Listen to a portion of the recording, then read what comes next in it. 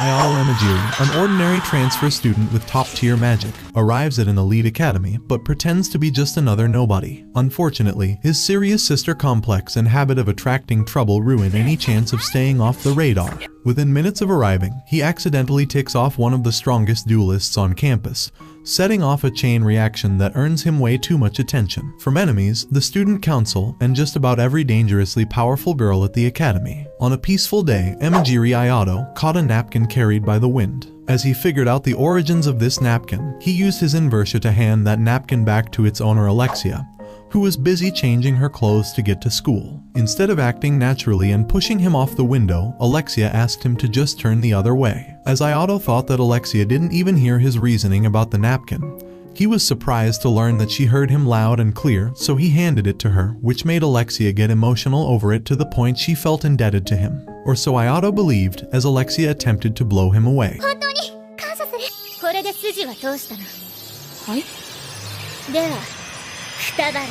Literally, although surprised that he survived the attack, Alexia made it clear that she cannot overlook that Ayato had infiltrated the girls' dorm and spied on a maiden while undressing. Despite Ayato's constant explanations that he's a new student in the academy, Alexia was determined to solve this issue with him once and for all through a duel. To make matters worse for the lad, Ayato got handed a sword from the public who were eager to witness this fight taking place. Now that the rules got explained, the duel began in earnest. To the surprise of everyone, Ayato was managing to dodge Alexia's relentless attacks with relative ease. Despite that, Alexia was not done yet, as she unleashed an even more powerful attack in hope that Ayato wouldn't be able to make it out of it alive, only to see him breaking through it with his swordsmanship.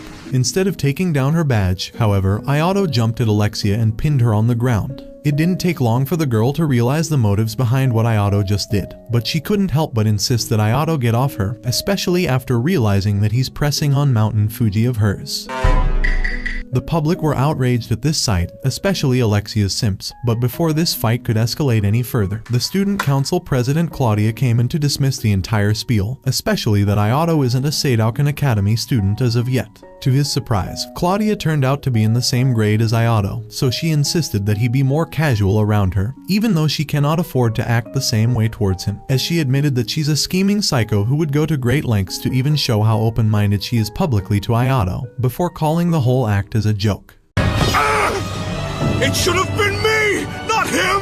It's not fair! Once they got to the student council office, Claudia used a hologram to take the new fella high up to the sky and tell him more about the other academies in Asterisk, such as Gerardworth, Alekant, Jai Long, Le Wolf Black, Queenvale Girls, and lastly Seidouken. These academies collect the best of the Genistella from all over the world to put them in fights once every year against each other in what's called festas, which is the reason that Asterisk exists. Since Seidouken's record in the past couple of years has been abysmal, Claudia encouraged Ayato to win them this year's festas. It all made sense to her when Ayato expressed his dire need to learn about his sister's presence in this school, as she had traces of an unknown female student already, which Ayato identified instantly as his sister Haruka. What was more concerning, however, was the presence of Sir Vereste in her possession, which is a notoriously dangerous weapon that belongs to Seidouken, and yet the remaining data on this weapon were collected from its most recent usage 5 years ago. As such, Claudia concluded that Haruka is best case scenario no longer in the academy, which was fine with, as he was there to figure out what to do with his own life in the first place. Since he's a transfer student, Ayato had the priority to pick any weapon he wanted from Seidouken's arsenal, including Sir Vestera.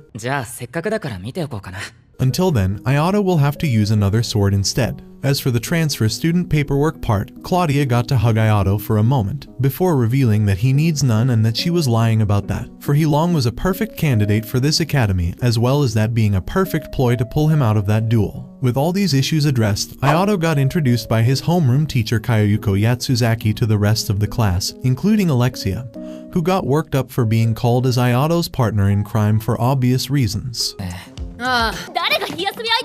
Once the day was over, Ayato tried to ease off the tensions between him and Alexia. In response, Alexia thanked Ayato for saving her earlier, but made it clear that she's not willing to consorting with him. As she took her leave from the classroom, Aishiru Yabuki pointed out for the new fella that that's Princess Alexia for ya, before proceeding to introduce himself. As they walked outside the classroom, Ayato learned from his new friend that Alexia is the crown princess of the fictional nation of Lysultania, but the most important part of all is that she's one of the few Stregas in the Genestella. Despite that impressive background, no one is sure why Alexia is in this academy. The girl was aware of how much attention that she got to herself from the get-go, so she made sure to make everyone aware that she's no freak show to stare at. And to further enforce that, she got herself in countless duels to climb her way up to rank 5 in no time, and yet she became the aloof person that everyone knows of today. Once Ayato was done with returning the sword he borrowed to Yabuki and explaining how he could tell that that was his from the crowd, the boys noticed that Alexia is being surrounded by an insecure alpha wannabe student named Lester and his two goons Randy and Silas. And no, I'm not talking about the Silas from League of Legends, who were furious that Alexia went ahead to duel the newcomer, as Lester wanted to be the one to challenge her instead. He might be rank 9 in class and on page 1, but he got defeated 3 times by Alexia in all his duels against her, and yet he's insisting to go on another one. Alexia was not willing to fight him, but when Lester got her to drop her napkin on the floor and mock her reasoning for being in Seidouken, Lester is now about to get cooked. Literally, as he saw these developments taking place, Ayato was reminded of his older sister Haruka reminding him that his father forbade him to fight for his inability to control his powers. As such, she made it clear that he'll be allowed to fight once he figures out what he wants to do in his life. When young Ayato asked Haruka the same question about her purpose in life, she responded that she's supposed to fight in order to protect Ayato, so Ayato vowed to also fight to protect his sister. Before he knew it, Ayato realized that this was just a dream. As he went outside to start his morning routine with some exercising,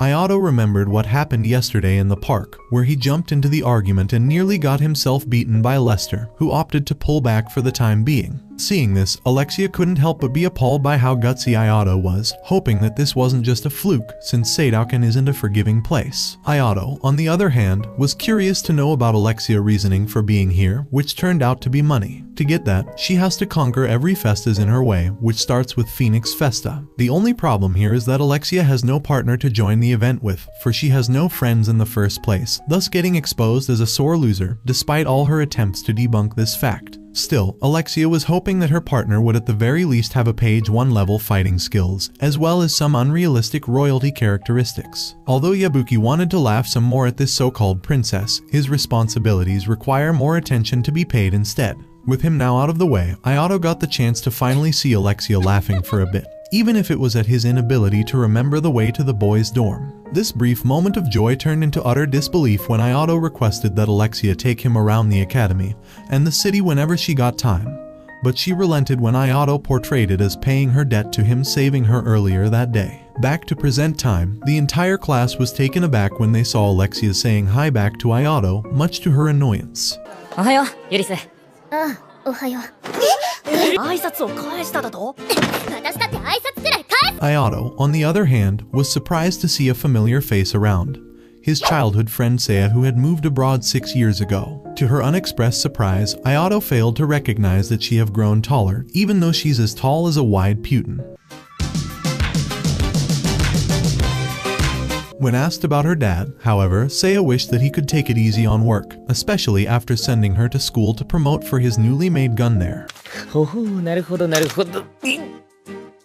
薄いな勘繰りはやめた方がいい。 Of course, that didn't mean that Seiya had her own reasons to join Seidouken, but she prefers to keep them as a secret. Fortunately for Yabuki, who's gotten threatened to be shot for having funny ideas, Professor Kyoyuko arrived to bring justice upon the young girl for skipping yesterday's class, even though I can't really blame her for being held as hostage by her bed. Once class was over, Alexia was done with preparing herself to take Ayato on a tour around the campus. Since he was hanging around with Seiya, the latter learned that Alexia made a promise to Ayato, albeit she couldn't tell what's behind that promise. As such, Seiya got into a needless squabble with Alexia over who should show Ayato around. When Ayato tried to calm things down between them, Claudia came in to suggest that she show Ayato around, in an exceedingly passionate way for Seiya and Julius as much as it was for Ayato. Seeing that neither of the girls wanted her to join the fun, Claudia got into business and informed Ayato that his test for weapon compatibility has been scheduled for tomorrow, so he needs to sign some papers. Seeing how talkative Alexia is around Claudia, Ayato began to wonder if the two are just friends, to which he got 2 different answers from them both, before Alexia and Seiya dismissed Claudia coldly.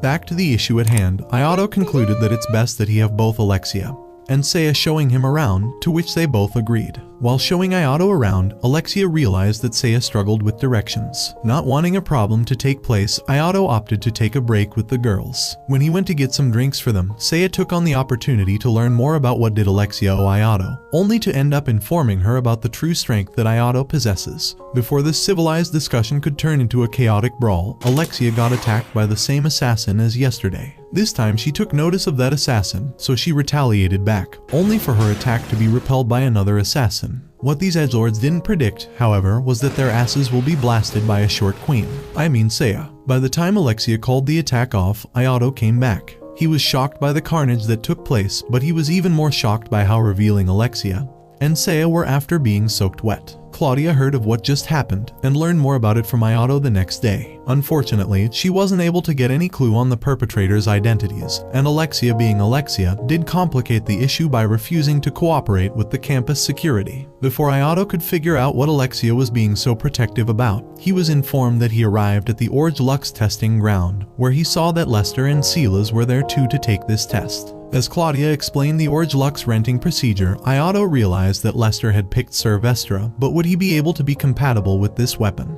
Absolutely not. No matter how hard he tried to get the weapon to accept him by force, Lester was not able to persuade Sir Vestra to accept him. In fact, the more he tried, the more his compatibility rate dropped until it reached negative levels. The situation now became so dangerous that Sir Vestra pointed itself towards Ayato and began to attack him left and right as he approached, until Ayato managed to skillfully catch the weapon and force his will upon it, albeit with a small scratch on the back of his hand, thus achieving a staggering 97% compatibility rate with it. That night, Ayato obliged to a small favor that Claudia asked of him, which was to be at her place that night. As he came in oblivious to what's gonna happen, Ayato found himself in front of Claudia wearing a bath cape. Aside from this obscene sight he found himself in front of, Ayato was surprised to learn that he can get a huge private room as this through hard work and constant grinding. As she did talk about that, she kept on trying to culturally provoke her guest, before proceeding to get down to business, where Claudia informed the guy about the students that entered the next Phoenix Festa then withdrew due to injuries, although she has no clue that these participants have been attacked,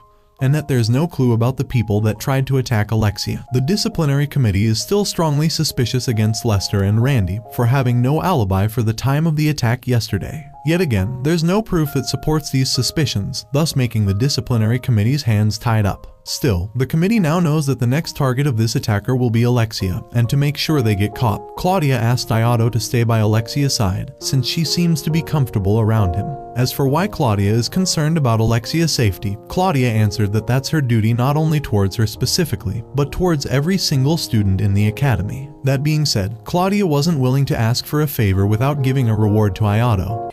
Yeah, boy. Which for the greater good, Ayato promptly declined and took his leave instantly. The next morning, Alexia couldn't help but panic at every compliment Ayato gave her, before proceeding to show him around the city, where she told him about the different stages in Asterisk, until they decided to take a break for lunch at WC Donade. Anyway, Ayato was surprised to see a princess sitting in public and having a burger, as well as having actual friends from her home country. Once he confirmed that his biases were baseless, Ayato brought up the threats she's exposed to and that Claudia suggested he keep her company as a security measure. Just as Alexia expressed her refusal to let anyone help her, Lester and his goons appeared to insist that Alexia duels him once again, only for Alexia to refuse yet again. This made Lester get vocal about his will to fight her, and went as far as to physically threaten Ayato, who pointed out that he'll be suspected of being the one that tried to attack Alexia for the past 2 days, but he had to retreat when Silas alarmed him to the gravity of the situation he'll be in. Deep down, Alexia was impressed by Ayato's unyielding mind. She almost slipped off her usual attitude, but managed to restrain herself by showing off how prideful a person she is. As they walked outside the woods, the two ran into students from La Wolf Academy, who got Alexia and Ayato surrounded, and thus vulnerable for any accidental injuries. Since she was familiar with their petty tactics, Alexia managed to single-handedly beat these thugs and extract informations out of them. Apparently they were paid by some tall blurry man in black to hurt Alexia, who happened to be hiding in the woods as we speak. Not wanting to miss on the opportunity to catch her attacker, Alexia went ahead on a Naruto running campaign after the perpetrator, with Ayato on her back to make sure she's safe, only for the two to get attacked from all directions. Fortunately, neither got injured, but Ayato got the core of his sword destroyed to protect himself. After making sure that they're both safe, Alexia thought that it'd be best to spend some more time with Ayato. That time would be spent that night, where Ayato hopped in Alexia's room, and in case you're wondering if things couldn't get any worse, Alexia asked Ayato to strip. Before your imagination could run wild, Alexia wanted to sew his clothes to repay the favor of saving her once again. As she did that, Ayato took the freedom to look around the room, where he took interest in a picture she had with her friends from her childhood. Although upset by this absurd behavior, Alexia revealed that she was a tomboy when she was a child, who often ran out of the palace she lived in. She found herself lost in an alley where she was about to be beaten by thugs, only to end up being saved by those same girls from the palace. Since then, Alexia learned that these girls have come originally from the slums to the same orphanage as herself, and despite not telling any of them about herself being a princess, Alexia knew that the nuns there did know. Still, that didn't stop her from escaping the orphanage to see what they've been doing. As for the orphanage itself, it was constructed by Alexia's mother, but since she passed away, it became increasingly difficult to keep that orphanage running every year for the lack of funds. As such, Alexia took the decision to enter the academy to secure funds for this orphanage to keep running. Although she's a princess, she couldn't secure funds in a quasi-independent kingdom, even if it was for a welfare project, since it won't have any revenues. Left with no other choice, Alexia decided to join this dirty world where students are put to fight against each other like chicken gambles. But despite all the corruption and hedonism that is taking over the city, Asterisk is still the city of all desires. Once she was done with explaining her reason for joining the academy, Alexia finished fixing Ayato's clothes, but before he could take his leave, he couldn't help but wonder about the origins of that napkin, which turned out to be a birthday gift from her friends at the orphanage from years ago. The next morning, Ayato concluded that Alexia got back to her old habit of ignoring others, especially after reading a letter this morning. As he was concerned about that, Claudia came into the scene to learn about what's going on with Alexia. Only then they realized that Alexia must have received a letter from an opponent, and now she's heading there as they speak. Ayato thought that he failed to win Alexia's trust, but Claudia assured him that Alexia was worried about his safety, which is why she decided to go alone. That statement reminded him of his older sister's promise to protect him, so he decided to rush after her immediately. Claudia, on the other hand, backed him up and gave him Sir Vestera. Now Ayato is in a race against time to save Alexia. Once she got inside an abandoned building, Alexia repelled a sneak attack, before revealing that the one behind the attacks was none other than Silas. Indeed, Alexia did figure that out after what he told Lester to stop him from provoking her, and perhaps Ayato's own provocation of Lester was the catalyst that revealed the entire scheme. By the time Silas began to mention his deal with Alexia to have her to bail out of Phoenix Festa in exchange for the safety of Ayato, Lester arrived in a fury as he heard the entire story taking place. To make matters worse, Lester learned that Silas has been doing this dirty work on behalf of someone else, and hearing his excuses that everyone in the academy are nothing but enemies further infuriated the big guy. Before he could get to land a strike against the Weasley traitor, a man in black cloak arrived to repel Lester's attack, followed up by two more precious little dolls of Silas. Indeed, these dolls were actual dolls that stood helpless in front of Lester's signature move. Or so Lester thought, as these dolls got back to moving again. He tried to charge at them, only to find himself being shot by two other dolls in hiding. With more heat-enduring dolls surrounding Alexia now, and Lester being practically unable to fight, the situation seems to become abysmal for the two, especially that they're standing alone against 128 dolls. Alexia fought heroically against these dolls, but their sheer numbers and their ability to outstand heat, and even piercing attacks, Alexia ended up pinned against the wall. To Silas's surprise, Alexia figured that Alekant were the ones that were pulling the strings from behind, since they were the only ones capable of mass-producing these dolls. But before they could deliver the coup de grace against Alexia, Ayato arrived just in time for the rescue. Once they're in relative safety, Alexia was upset that Ayato is getting himself in business that he has nothing to do with. Ayato, however, pointed out that Alexia deserves to be protected, just like how she's protecting others, which is why he wants to be by her side. Before Alexia could say a word, Silas arrived with his army of dolls and went ahead with his attacks, only to find all of his attacking robots instantly wiped out. Despite that, Silas was not done yet, as he summoned what's left of his merciless army to finish off Ayato and Alexia. The dolls attacked relentlessly, and yet Ayato kept on dodging all of their attacks with relative ease, before exposing what tricks Silas has been using to manipulate the dolls. Frustrated by this revelation, Silas ordered the machines to attack instantly, only to bear witness to their devastating destruction. In a last-ditch effort to turn the table, Silas summoned the Queen of Ugandan Knuckles,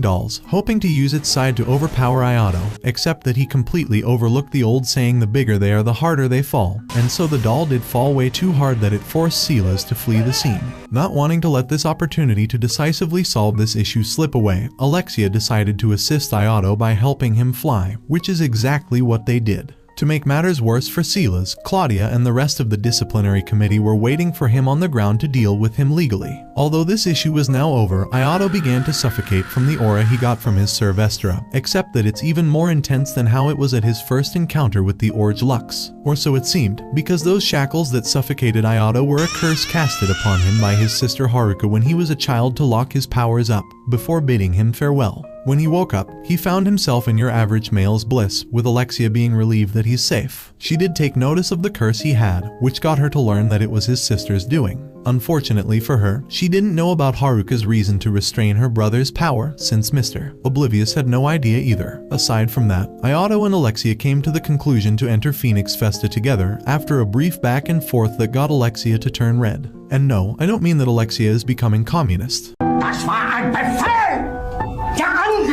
Although Alexia and Ayato were having a serene time, Silas was busy running for his life, only to end up being attacked by Claudia, who turned out to be scheming with the Ibuki to get Alekin to owe them a favor by extracting as much information out of him as possible. What they didn't know, or what they disregarded, was the fact that they've been under surveillance by two girls who worked for Alekin apparently. The next morning in Hotel Elnaf, Claudia joined the meeting with the other student council presidents from other academies in Asterisk, such as Dirk from the Wolf Black, Shuma from Alekant, Fan Shinlu from Jailong, and Ernest from Garrardworth. The only one missing was Sylvia from Queenvale, who was, according to Claudia, touring around Europe like a diva. Before things could turn nasty between Ernest and Dirk over their different opinions towards Sylvia, Shinlu concluded the argument by changing topics before threatening to join the fray. Only then Dirk got to ask Claudia about the deal she struck with Alekin to co-develop a new type of Lux, which Claudia explained that it was an official cooperation between the two academies as equals. But when Shinlu began to wonder about the reason why Seidoken had to mobilize the Shadow Stars, Claudia decided to dismiss the topic, while Ernest thought it'd be best to get started with the meeting, only for Shuma to discuss the handling of artificial intelligence in Asterisk, including Festas. Elsewhere, Ayato was hurrying up to not get on Alexia's nerves when he accidentally ran into Taudu Kirin. After recklessly finding himself looking into the Mariana Trench, Ayato apologized for his carelessness, then proceeded to take a tiny piece of wood off her hair before Kirin excused herself to get to her angry professor. As for Mr. Airhead, he remembered that Alexia is now on the verge of turning him into a smoked steak. Indeed, she tried to do that by beating him with her skills and training.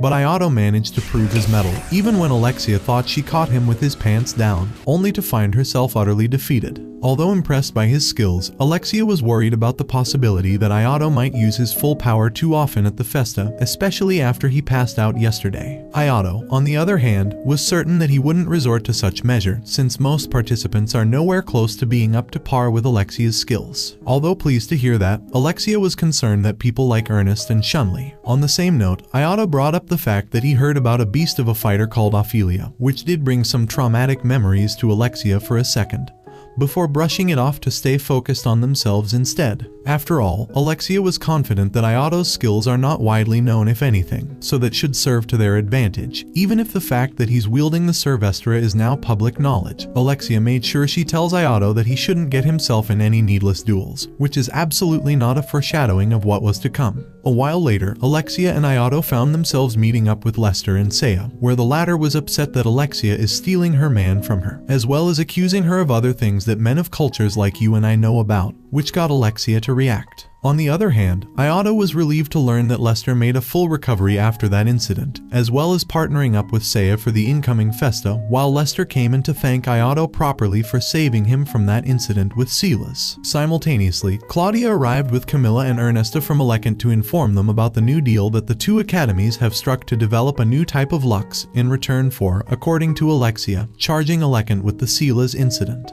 Claudia and her guests, however, denied this reasoning, as Ernesta claimed that she insisted she sees Seidoukan Academy personally. Her excitement over Ayato's deeds during the Silas incident triggered Alexia and Seiya, but that didn't stop her from whispering in his ear that things won't go well next time, before turning both Alexia and Seiya from being uneasy around her to outright hostile after kissing Ayato on the cheek. Seeing this display of absurd behavior, Camilla took the role of a parent who's embarrassed by their mid-child saying hi, before taking interest in Seiya's gun, since she's American. This interest didn't last long, or it didn't even last for a few seconds, before Camilla began roasting Seiya for owning such a piece of junk that got outdated 10 years ago. When she learned that Seiya is the daughter of Professor Sasamiya, she roasted her even more and refused to apologize, since he was cast aside from Alecant and Ferrovius faction. When Seiya insisted she get an apology, Ernesta came in to mention that the only way to force Camilla to do so would be through the upcoming Phoenix Festa. Now that the guests are gone, Seiya declared her raison d'etre in Phoenix Festa, as well as her desire to join it with Ayato, which went as you might expect. Once they're outside the training facility, Ernesta became even more interested in pulling other stunts in order to achieve her own dream. The next morning, Ayato got to take a lesson from Yabuki about the different groups that exist in Alecant, their characteristics, and the challenges they face, before finding himself seeing Kirin being about to get slapped by her uncle Koichiro Taudu, who I mistook earlier as her teacher. Being the man with the infinite aura that he is, Ayato came in to defend the young girl, and not even the thought that he's involving himself in family matters could dissuade him from portraying himself as a Chad. After seeing how much of a big shot Ayato is to hold Sylvestra, Koichiro decided to comply with never hurting Kirin. Oh, don't get your hopes up, because Koichiro put up Ayato in an imminent duel with Kirin in order for him to honor his promise. Left with no other option, Kirin obliged, with Ayato reluctantly accepting to duel Kirin. By the time they got fully committed to this duel, Alexia arrived to bear witness to her boy getting himself in an unnecessary duel. What surprised her the most was that although this duel has been going for a while, and that Ayato is capable of reading offensive and defensive movements of his opponents, the duel remains indecisive. With the time of his curse taking effect drawing near, Ayato decided to go for broke, which got him in the end to lose the duel. Although this ended well for Kirin, Ayato now needs to explain to Alexia why he got himself to fight with the best dueler in Seidoukan. In fact, Kirin had to follow the lead of her uncle to get to rank 1, even though it came at the cost of her own self-esteem. Now that Ayato and Alexia were alone, Ayato expected himself to be yelled at by Alexia, only for the latter to be actually proud of him for standing by Kirin's side against her abusive uncle. Still, she couldn't help but mention that she's mad at him for merely losing this duel, as she thought that Ayato would be the only person to actually stand a chance against Kirin, who's actually 13. Other than Kirin, Alexia is unable to defeat 2 other people at her current level, namely Claudia and Ayato. Although she doesn't seem like it, Claudia is actually the rank 2 in Seidoukan, thanks to her foresight. What makes Kirin rank 1, however, would be the fact that she doesn't use an Orge Lux. Now that Ayato's abilities are now public knowledge, Alexia opted to redo their game plan from scratch, once he gets his new school badge that is. Now that he was done with his meeting with Alexia, Ayato had to meet Claudia to get a new school emblem, at the school's pool, where she had the most revealing attire. Once she gave him what he asked for, Claudia brought up his duel with Kirin, as well as the fact that she knew that Koichiro was the one behind that. After all, Koichiro is known to be a troublemaker employee of Seidoukan Academy's parent company,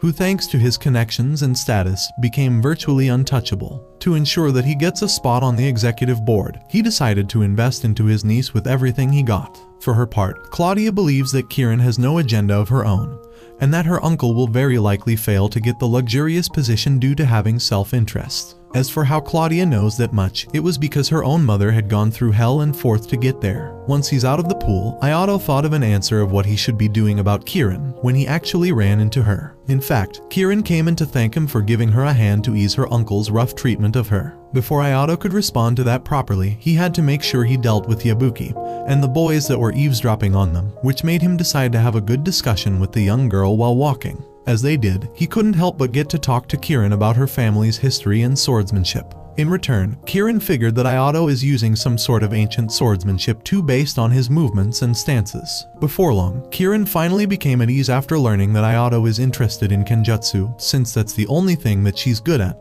before proceeding to give herself an L after the other. When asked about what she's fighting for, Kirin answered that it's to save her father. It is unclear what happened to him, but I bet he got himself lost on his way to get the milk. Still, in order to achieve her goal, she agreed to get help from her uncle, even if his treatment and discipline was way too harsh, which turned out to be caused by his hatred for Genestella. Despite that, Ayato was kind enough to discuss if she's interested in joining him in his early morning training, thus making Kirin leave happily after taking his offer. Things were not over yet for Ayato though, as he got jump scared by Seiya, who proceeded to choke him to know who that girl was, until she realized that she's choking the poor fella a tad too hard. Aside from this overzealous show of affection, or whatever you want to call it, Seiya was actually looking for Ayato to hear his answer about being her tag partner for the upcoming Phoenix Festa, only to hear that Ayato is still going at it with Alexia. Seiya also learned that the girl that was hanging around with Ayato earlier was none other than Kirin Taudu, which made her feel jealous, but for all the wrong reasons. To lift up her spirit, Ayato mentioned that Kirin joined the academy to help her father, just like Seiya. The next morning, Alexia rushed to the school restaurant to learn about what happened between him and Kirin yesterday, only to find herself accidentally ordering a plate of spicy curry to eat it on the same table as Ayato, who assured her that they've been training and sparring together early in the morning since they met yesterday. Although she claimed that she wasn't bothered by that, Alexia was actually so bothered that she went ahead with eating her over-the-top spicy curry, despite Ayato's warnings. Seeing that she's clearly unable to take another bite, Ayato was kind enough to suggest they trade plates, since his curry is less spicy than hers, to which Alexia reluctantly agreed. She was pleased with how delicious her new plate tasted. But Ayato ended up on the verge of singing big enough after realizing how hot the food was. Elsewhere, Camilla went to wake Ernesta from her slumber to tell her that the Tenorio guys are on the move, only to find out that Ernesta was aware of that already, and now she's about to get to track them down. As she did, she took notice of Kirin training alongside Ayato early in the morning. Unfortunately for Camilla, the time to pull her magnum opus against them has not come yet, so she has to wait until the opportunity finally presents itself. For now, Ayato couldn't help but tease Kirin about the possibility that she might lose her track in this fog, before the two took notice that a threat is coming, especially after getting to a dead end. Surrounded and outnumbered, Ayato and Kirin made an obvious choice. When Ayato tried to repel the monster's attack, he realized that they could resurrect their lost limbs time and again. Seeing this, Kirin opted to keep on cutting the monsters while resurrecting until she could destroy their core, which made the rest of the monsters flee. By the time Ayato figured that this monster must have been created by a Lekant, he and Kirin got attacked once again, leaving the ground to crumble underneath Ayato. Kirin tried to pull him up, only for herself to slip inside the pit alongside Ayato. Seeing this from their monitor, Camilla and Ernesta decided to move to Act 2 of their operation. Fortunately for Ayato and Kirin, for now, they landed in safety for a few seconds as they got attacked by a massive lizard from underwater. Ayato managed to repel the first attack of the dragon, but they're still stuck in a perilous situation. As such, Kirin suggested that Ayato let go of her, as she no longer wants for others to pay the price of herself being a burden.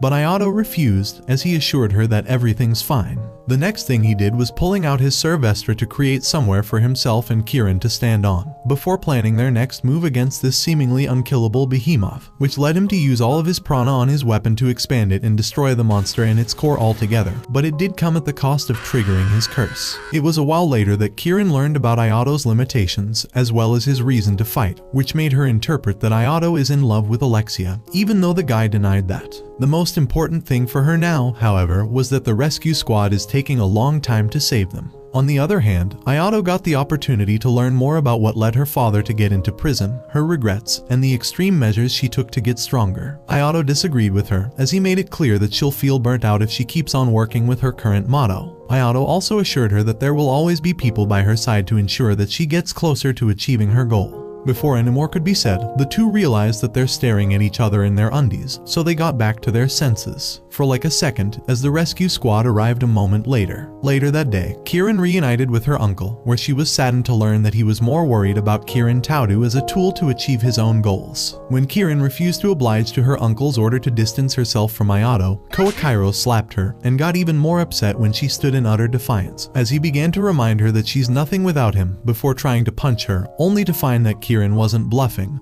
as she decided to take a duel of her own from this point on, for better or worse. If you thought that she's going to duel Ayato, then allow me to tell you that you're absolutely correct. For Kieran, dueling Ayato is her first step to carve her very own path. From afar, Alexia, Lester, Claudia, Seiya, and Yabuki were watching this duel as well. Despite Alexia's concerns that Ayato might lose, Seiya assured her that he had won against even stronger opponents than Kieran, namely his older sister Haruka. Lester also revealed that Ayato asked him to lend him a Lux, so he figured he must have a plan. With that out of the way, the duel began in earnest, where Ayato kept on dodging Kieran's attacks skillfully. As both sides were excited at the knowledge of the new patterns of skills they revealed, both sides decided to go all out now, except that Ayato began to have the upper hand for the first time thanks to the variety of skills he had, including hand-to-hand combat, which ultimately got him the win. As Ayato rested with both Alexia and Seiya, Claudia came in with a surprise guest, namely Kieran, who wanted to join Alexia and Ayato in their training sessions. As much as she was surprised that Ayato never told her about this news, she was also reluctant to accept that, so much so that she got into another needless argument with Seiya. Before Ayato could agree to Kieran joining their training, Koichiro began to knock on the door aggressively to enter the room. Kieran allowed him in, only for Koichiro to raise his arm against her. Naturally, Ayato came into her defense once again, but Koichiro began to threaten to smear Kieran's reputation all over the academy. This time, Claudia decided to step in by outright threatening to undermine all his efforts to get into the Integrated Enterprise Foundation. Hearing this, Koichiro left the scene without saying a word. And yet, Kieran insisted that she's still thankful to all his efforts to get her to where she is now. Once Koichiro left and Ayato agreed to let her join his practice sessions, Kieran asked him for 2 favors, which evolved around calling each other by their first names, to which Ayato agreed. Elsewhere, Camilla and Ernesto were monitoring how one of their robots had obliterated 2 Genestellas. Ernesto also revealed that she managed to get some information about Ayato's strengths, thus making Camilla impressed by how they managed to hit 2 birds with 1 stone, and making sure that her 2 robots, namely RD and RMC, were ready for the upcoming festa. Back at Seidoken, Kieran began her training with Seiya, where despite their best efforts, they still failed to get anywhere close to Ayato and Alexia's scores. At the academy's cafeteria, Ayato was surprised to see a girl giving him the celebrity treatment by asking him for an autograph. Of course, Alexia and Seiya didn't take that kindly, as they thought that that will be problematic for a chick magnet like him. But it makes sense why he got that much attention after rising from being an obscure and unknown unranked student to the rank 1 fighter in Seidoken in one swoop. According to Yabuki, even Alexia's rise to prominence was just as sensational for her as it was for Ayato and Kieran, so much so that she went as far as to shut herself off from talking to anyone until she met with Ayato. To prove her point, she presented to Ayato that his autograph is now being auctioned. Aside from Seiya and Kieran's attempts to portray themselves as Ayato's fans too, it was of greater importance to stay aware of the challenges that awaits them in the upcoming event. Especially Seiya, who's still eager to avenge her father's name by defeating Camilla. Therefore, Seiya decided to join the event with Kieran as her tag partner, a fact that Alexia couldn't help but make a comment at how the 2 of them teamed up, only for Seiya to mock Alexia for the way she did with Ayato before. Ayato tried to mention what Seiya's team lacked, which made the latter conclude that she'll be skipping training tomorrow in order to socialize more with Kieran. Ironically, Seiya had no clue over what to do to socialize, as she's not a social person to begin with, and neither is Kieran, to her surprise. After giving it a little thought, the 2 opted to go shopping together, which is definitely not because Seiya isn't the female version of Zoro from One Piece in this anime.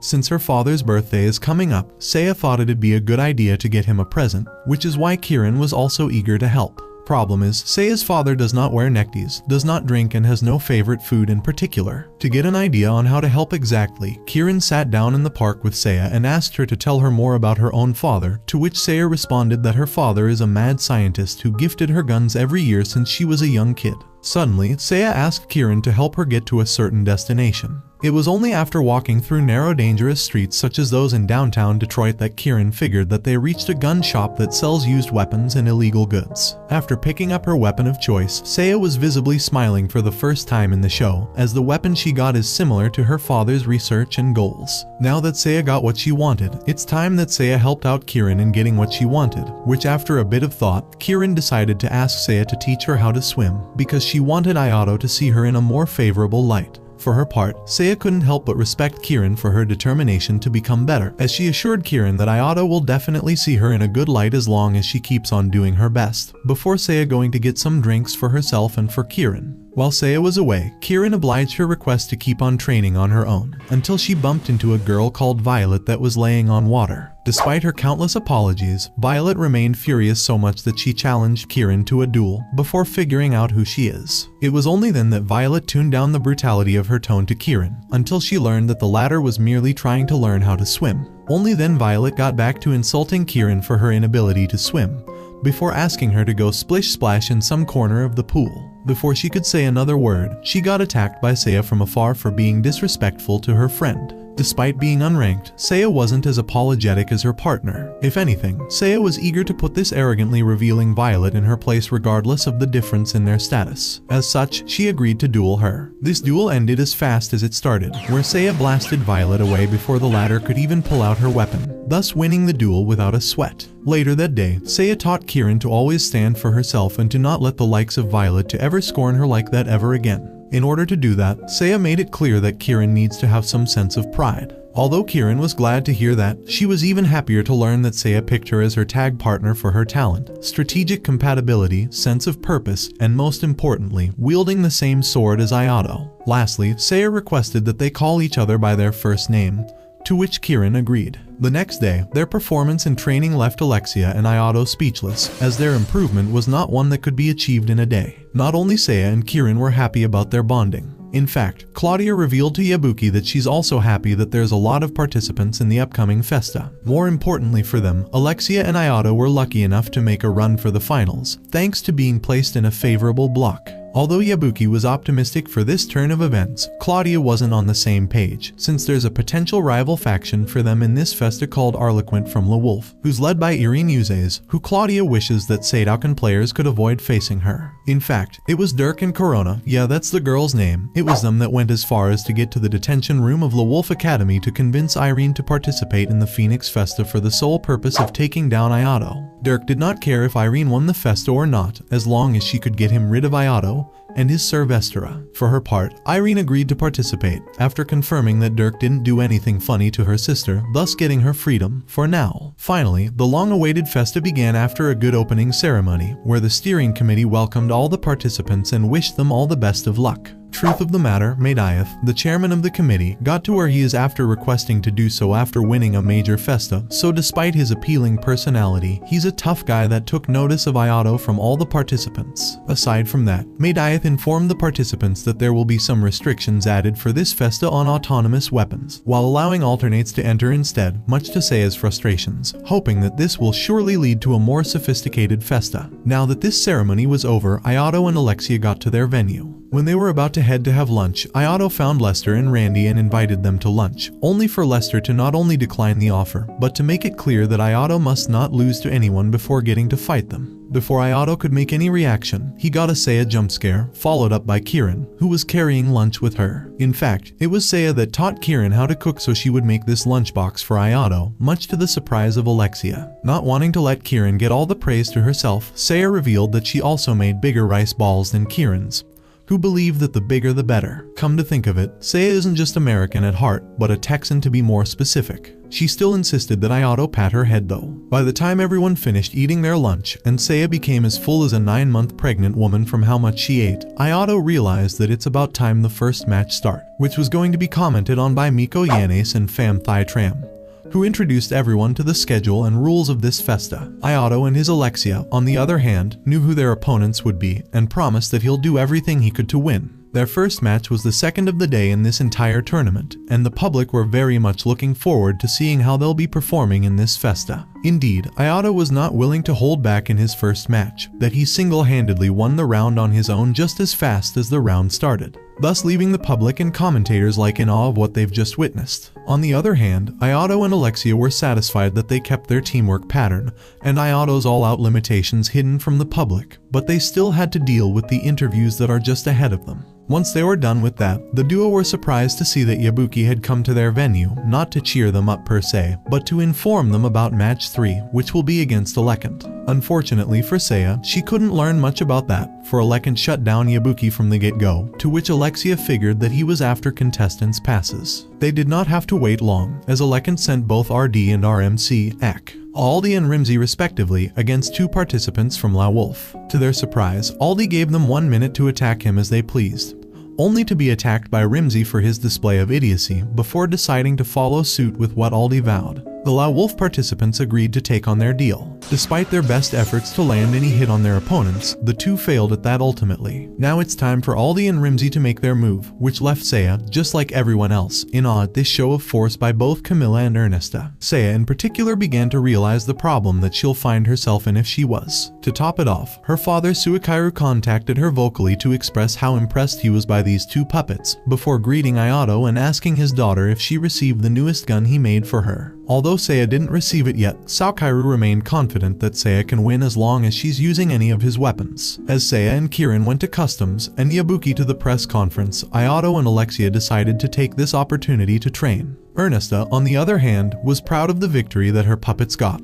before finding herself easing off tensions between Aldi and Rimsey. When Aldi began to wonder why Rimsey is capable of beating him off easily despite both of them being programmed to have the same strength, Ernesta answered that that's in women's nature. What Ernesta didn't tell him, however, is the fact that Rimsey is his limiter. Once Ayato and the princess were done with their training, they rushed to get to watch the next match. By the time Ayato realized that they wouldn't be able to do so, they saw a scuffle taking place on the other side of the street, so they decided to be a little nosy about it. It turned out that Irene was the one that's causing this mayhem. Before she knew it, she found Ayato in front of her. Julius came in her way, so she decided to pull out her Orge Lux. Before she could make a move, Irene's personality flipped when her sister Priscilla arrived to lecture her about the importance of not getting into trouble, before apologizing to Ayato and Alexia for her sister's mistakes, while forcing Irene to follow suit. Now that the siblings left the scene, Alexia remembered that Claudia sent her some informations concerning Priscilla, which says that there's not much about her to begin with. As for why she provoked Irene, Alexia didn't appreciate Ayato being approached by her, especially that she knew that La Wolf was definitely plotting something. Before she could think of what they are after, Ayato alarmed her that Seiya and Kirin's match had just begun. Understandably, Seiya was mad that Ayato isn't there to watch her, despite Kirin's assurances that he's on his way. More importantly, Seiya had to focus on her match for the time being, where despite hers and Kirin's opponents' best efforts, Seiya and Kirin still emerged victorious. Naturally, the duo thought that they enjoyed a well-deserved shower after this match, except that Seiya had another game that she wanted to play with Kirin, which God forbid if I'll ever talk about that. To add more fuel to the fire, Seiya allowed Ayato and Alexia to come in, despite having absolutely nothing to cover their bodies. On day 5 of the tournament, Alexia were eager to be the one to fight alone this time against Yanon and Yasuga from Queenvale Academy. As for the aftermath of the match, it was only to be guessed at.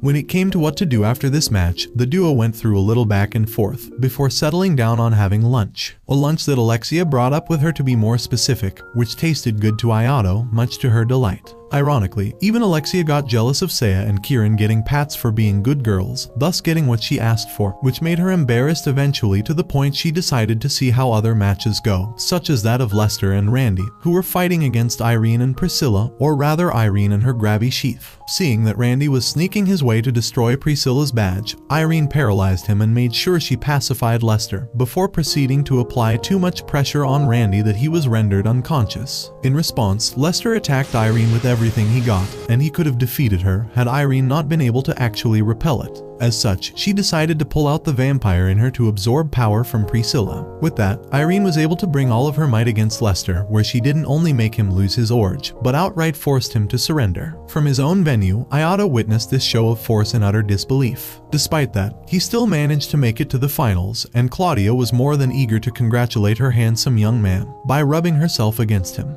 Unfortunately for her, her quality time with Ayato will have to wait, as Ayato got alerted by Kirin to the news that she lost track of Seiya. Although Claudia was disappointed, she couldn't bear seeing Ayato being apologetic, so she decided to let it slide, just this once, since she can't afford to let someone as talented as Seiya get lost. Amidst his search for that American young spirit, Ayato ran into Priscilla, who in turn tried to escape from some thugs. Left with no other options, Ayato took the girl with him to the top of a building, where they were off the eyes of these thugs. In fact, Priscilla found herself being attacked by these casino boys who fought with her elder sister a few days ago. Although she called her older sister for help, Ayato was a little faster to come to the rescue. Despite that, his good endeavor got him in deep water with Irene, who just arrived and assumed that Ayato was the threat that her sister was talking about. And not even Priscilla telling her that Ayato is the good guy in the story could change Irene's mind. Or so Ayato thought, because Priscilla's approach to her sister with an even firmer tone made Irene snap back to reality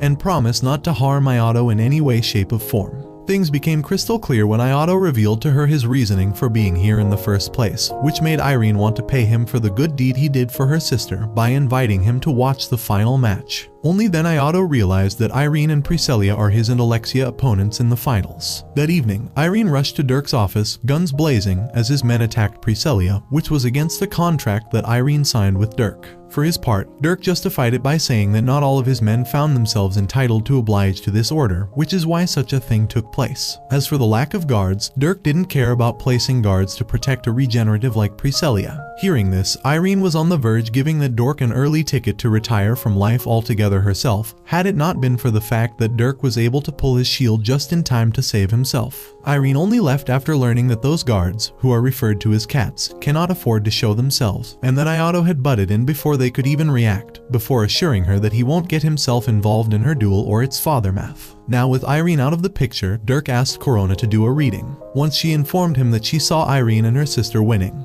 Dirk asked her to bring him the vice chairman before proceeding to make a call. Elsewhere, Alexia was left appalled by Ayato agreeing to visit Irene in her sister's place, but since she realized that she must get used to Ayato doing Ayato things at this point, she decided to join him in his endeavor. For her part, Priscilla was welcoming for both Ayato and Alexia. Irene, however, wasn't as eager to welcome her guests, especially Alexia. After a brief moment of dissing one another, Priscilla brought up dinner, which eased off the tensions between the two as Priscilla's cooking rules. When conversation turned to be around the ways that Irene is making money through, Priscilla took her leave, and Irene revealed that for some reasons she ended up borrowing a huge sum of money from Dirk, to which she's paying little by little. Unfortunately for her, she got robbed of the opportunity of entering Festas, and even winning in this Festa won't get her the chance to pay her debt. Instead, Irene is obliged to participate in this Festa in order to destroy Ayato. It was not clear for her why Dirk is so terrified of Sir Vestra, but apparently he witnessed someone else wielding Sir Vestra some time ago. Ayato instantly realized that Dirk was referring to his sister, but despite how vague the information was, he remained thankful to Irene. Once this conversation got concluded, Priscilla arrived with another yummy dish, leaving Irene ecstatic. Once the guests were out, Priscilla revealed that as much as she wants to be useful for her sister's sake, she's also increasingly worried about her wielding her Orge Lux,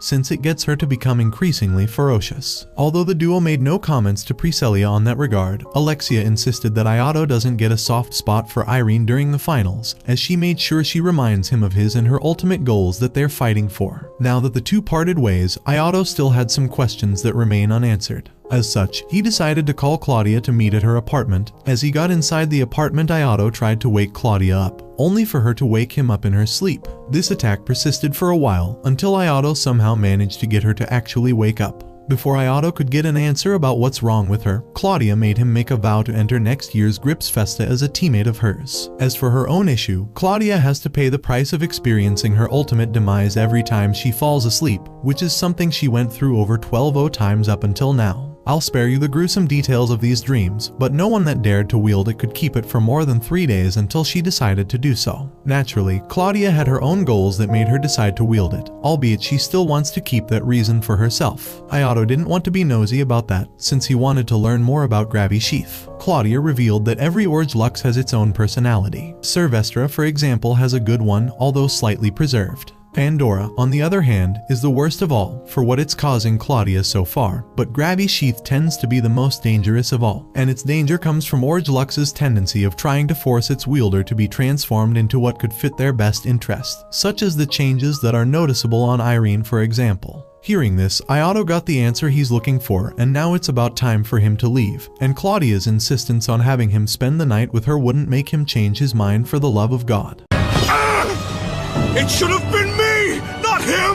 It's not fair! That night, the finalists had their own concerns that they would see them solve by emerging victorious tomorrow. For Irene and Priscilla in particular, their backstory could only be described as tragic, as Priscilla found herself severely injured after she got caught in the crossfire of two warring factions. Fortunately for her, she made it out alive and managed to make a full recovery, but the surgery she had required a lot of money, which her parents could never afford unless they sell her. Frustrated by this turn of events, as well as her lack of power, Irene took her sister with her and ran away. The two remained fugitives until they ran across Dirk, who handed Gravy Shade to Irene. Realizing that she passed the compatibility test, he gave her the offer to ask whatever she desires. By the time Irene woke up, her match was drawing near, so she prepared herself to get there by proceeding with feeding her Gravy Shade's hunger for power while promising Priscilla that everything will be fine. Ayato and Alexia were also preparing themselves mentally for this final match, as they were aware of the strength that Irene possesses. For that reason, Ayato had a plan of his own had he whispered to Alexia. On their way to the arena, Alexia reminded Ayato that she needs to win this tournament by all means necessary, and if Ayato's plan could get her to that end, then so be it. Once both teams were done with mentally preparing themselves, they arrived at the arena, where the crowds were excited to witness a show of might from both Sadauken and LeWolf's finalists, especially after the three Orge Luxes unlocked their weapons. Although Irene kept up with Ayato and Alexia's coordinated attacks,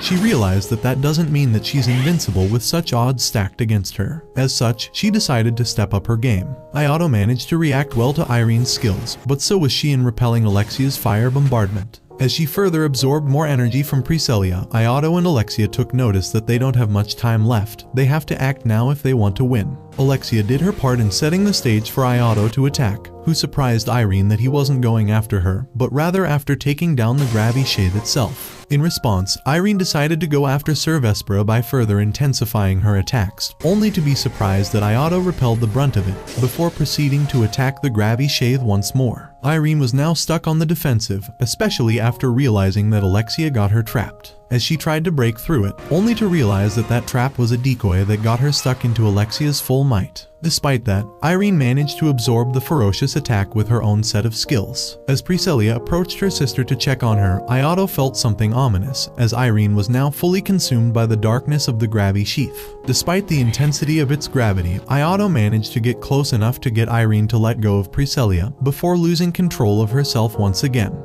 Just as the situation was about to become even bleaker, Ayato sensed that Sir Vespera was trying to talk to him, which made him unleash its full potential to nullify the effect that Gravy Shade was spreading over the arena, before taking it off of Irene's hands and destroying it altogether, thus getting the victory that he and Alexia were looking for. Although the crowds erupted in excitement and Claudia was ecstatic with this turn of events, the LeWolf's Dork was indifferent to the outcome of the battle. However, he took notice of the curse laid on Ayato, which made him reconsider his priorities again, which involved dealing with Irene. The aftermath of this match reached Shinlu from the Jai Long Academy, Ernest from Galahadworth, Camilla and Ernesta from Alekand, and most importantly, Sylvia from Queenvale, who collectively began to consider how they can exploit this apparent weakness that Ayato has. Elsewhere, Priscilla woke up to learn about hers and her sister's loss, as well as Ayato destroying Gravy Shade, which was slightly amusing for her. Although Irene won't be punished for the Orge's destruction, she was disappointed yet willing to accept whatever aftermath she'll face for being unable to pay her debt. Despite that, Priscilla revealed that she had finally made up her mind that she does not want to be protected by Irene, but she wants to become strong enough to fight by her side, if not stronger than Irene herself, much to Irene's delight. Ayato, on the other hand, turned out that he won't be able to move properly for the foreseeable future. However, he was still determined that he'll stand by Alexia's side no matter what, only for Alexia to promise him to have his back as well. Before the two could enjoy a serene moment to enjoy being people of culture, Saya, Claudia, and Kieran arrived to check on the lad, who were eager to show their concern by getting him too close to a variety of mountains and hills. Although everyone seemed to be looking forward to having a brighter future, Madiath was underground, standing in front of the bloody glasses of the deceased Haruka, whom he eliminated with his own hands, and now he's contemplating his next move and his plans. That concludes the anime recap. As always, if you enjoyed, let me know down below and I'm out.